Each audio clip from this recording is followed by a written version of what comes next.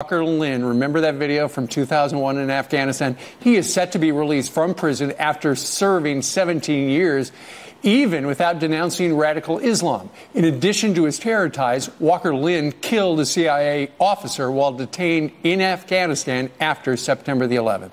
He is one of 72 American terrorists expected to walk free by 2025.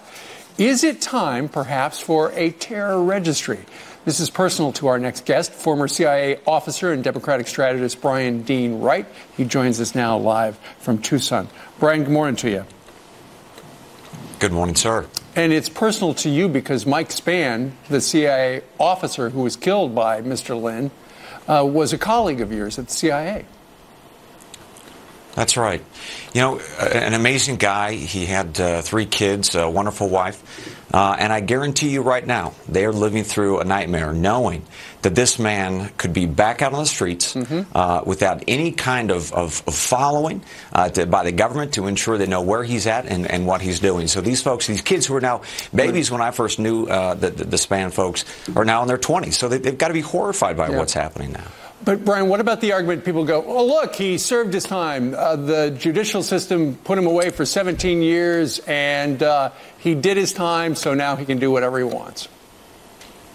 Yeah. So let's take the case of some of the Gitmo detainees, a guy named Karawi.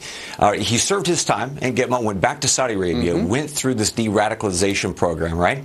Well, they released him from that program, and within days he goes to Yemen and joins the fight with al-Qaeda there.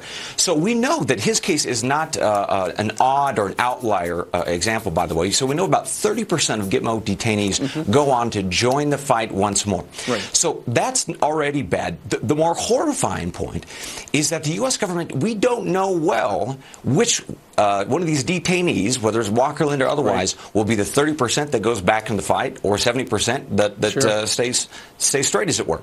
So that's the really terrifying part. And on top of that, Walker Lynn isn't alone. We've got about 75 or more of these folks coming back online, coming back into our cities in New York and Tucson by 2025. So this is just the beginning. Walker Lynn is just the tip of the iceberg. And, you know, because they are coming back into society, we've got a map of states in which lawmakers are calling for perhaps a terror registry. They include right where we are, New York, Texas, Florida, Missouri, and Louisiana. And when you think about it, Brian Dean, you know, online, you can go on your smartphone, you can punch in your zip code and figure out what sex offenders are in your neighborhood. So why not figure out where a former terrorist lives? Brother, that is precisely the point. Think about this. We know that sexual offenders, once they are re-released or back into our communities, not only do we follow them, but we do that because about 5 to 20% of these folks re-offend. So we want to make sure we know where all of them are at.